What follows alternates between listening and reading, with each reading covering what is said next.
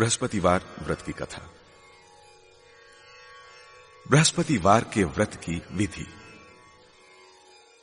बृहस्पति देवता का व्रत इस दिन रखा जाता है। दिन में केवल एक ही बार भोजन किया जाता है। इस दिन पीले वस्त्र धारण करके शंकर भगवान पर पीले उर्द और चने की दाल चढ़ानी चाहिए और बृहस्पतिवार की कथा सुनकर भोजन करना चाहिए। इस व्रत के करने से विद्या, धन, पुत्र तथा अक्षय सुख प्राप्त होता है। उन्हें इस दिन केले के वृक्ष की सादर पूजा करनी चाहिए। बृहस्पतिवार के व्रत की प्रथम कथा। एक नगर में एक साहूकार रहता था। उसको धन, धान्य, बाल गोपाल की कोई कमी न थी, परंतु साहूकारिणी कंजूस थी। वो कभी किसी भिखारी को भीख नहीं देती थी और उसकी इसी हरकत से सभी बहुत परेशान थे।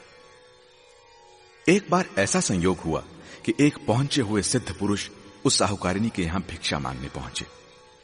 उस समय वो साहूकारिणी अपना आंगन लीप रही थी। अतः सिद्ध महाराज से कहने लगी, महात्मा, इस समय तो मैं काम कर रही हूं, मुझे अवकाश नहीं है, आप फिर कभी दर्शन दीजिएगा। सिद्ध पुरुष दुआ देते हुए वहां से चले गए। कुछ दिनों बाद वे पुनः वहां पधारे। उस समय साहूकारिणी अपने पोते को खिला रही थी, अतः उसने भिक्षा देने में फिर असमर्थता दिखाकर भिक्षुक महाराज को फिर कभी अवकाश के समय आने को कहा। इस बार भिक्षुक महाराज का माथा ठनका। उन्हें साहूकारिणी के इरादे का आभास हो गया, इसलिए अगली बार वे जल्दी पधारे।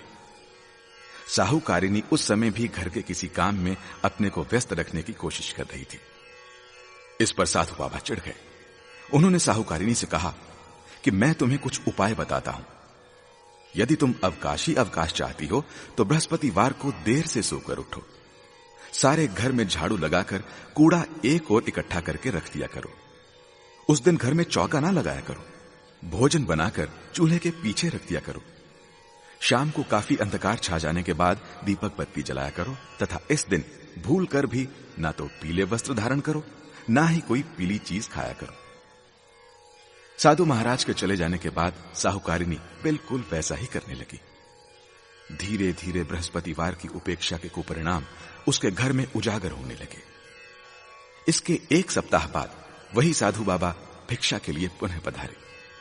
उस समय साहूकारिणी हाथ पर हाथ धरे खाली बैठी हुई थी।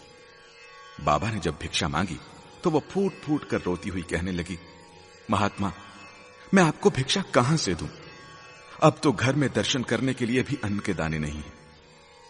साधु बाबा बोले, माई, तेरी माया समझ में नहीं आती। पहले तो तेरे घर में सब कुछ था, मगर फिर भी तू भिक्षुक को भीख नहीं देती थी, क्योंकि उन दिनों घर के काम धंधों से ही तुझे फुर्सत नहीं थी। और अब तो फुर्सत ही फुर्सत है, फिर भी तू दान देने में आनाकानी करती है। अब तो साहूकारिणी को समझते देर न लगी कि सामने खड़े बाबा सर्वज्ञ और सिद्ध पुरुष हैं। उसने उनके चरण पकड़कर पिछले व्यवहार के लिए क्षमा मांगी और वादा किया कि यदि आपकी कृपा से मेरा घर फिर धन धान्य से भर गया तो वो कभी किसी भिक्षुक को खाली हाथ नहीं जाने देगी। साधु बाबा को उस पर दया आ गई। वे बोले, माई, बृहस्पतिवार को तड़के ही उठकर स्नान आदि से निवृत्त होकर अपने घर को गोबर से लीपकर अत्यंत पवित्र भाव से भोजन बनाना चाहिए। उस दिन घर का कोई आदमी हजामत ना बनाए और उस दिन विशेष रूप से भूखों को भोजन कराना चाहिए। यदि तुम ऐसा करोगी तो शीघ्र ही तुम्हारे दिन फिर जाएंगे और तुम्हारा घर एक बार फिर धन धान्य से भरपूर हो जाएगा। साहूकारिणी ने वैसा ही किया। कुछ ही दिनों में उसके भले दिन फिर से लौट आए। जिस प्रकार बृहस्पति जी ने उस साहूकारिणी के दिन फेरे, उसी प्रकार वो हम सब के भी शुभ दिन शीघ्र ही लाए।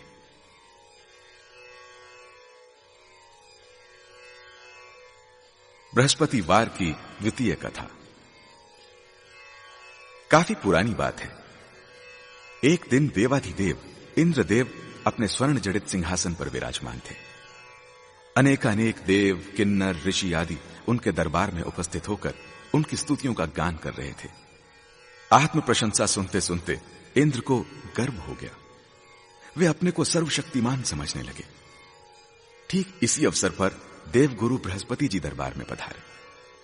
इंद्र दरबार के समस्त सभासद देव गुरु के स्वागत में सादर उठकर खड़े हो गए, मगर इंद्र अपने सिंहासन पर ही जमा रहा। बृहस्पति देवता को इंद्र का गर्व समझते देर नहीं लगी।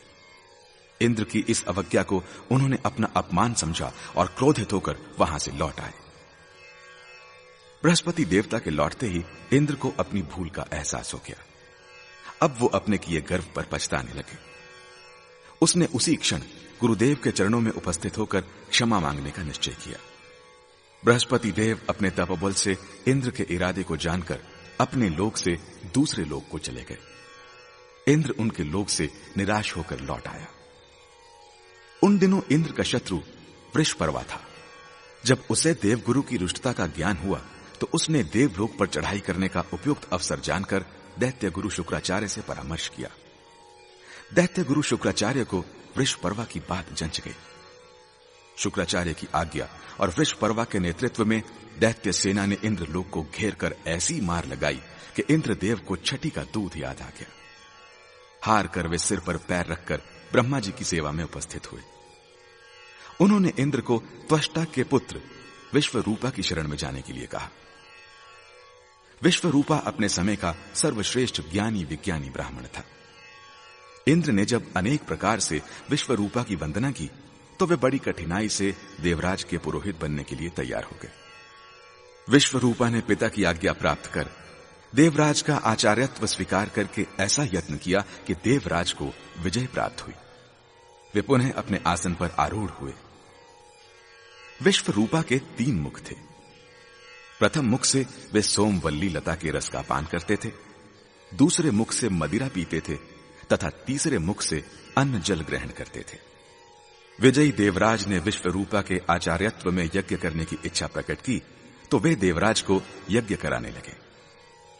यज्ञ के दौरान अनेक दैत्यों ने विश्वरूपा से एकांत में संपर्क स्थापित करके कहा, आपकी माता दैत्य कन्या है, इस कारण आपका कर्तव्य है कि प्रत्येक तीसरी आहुति देते समय आप अपनी माता का नाम अवश्य लें। विश्वरूपा को दैत्यों की बात समझ में आ गई। वे यज्ञ की हर तीसरी आहुति दैत्यों के नाम समर्पित करने लगे। फलतः देवताओं का तेज घटने लगा। देवराज को जब सही वस्तु स्थिति का पता चला तो वे इतने क्रोधित हुए कि उन्होंने विश्वरूपा के सिर काट दिए।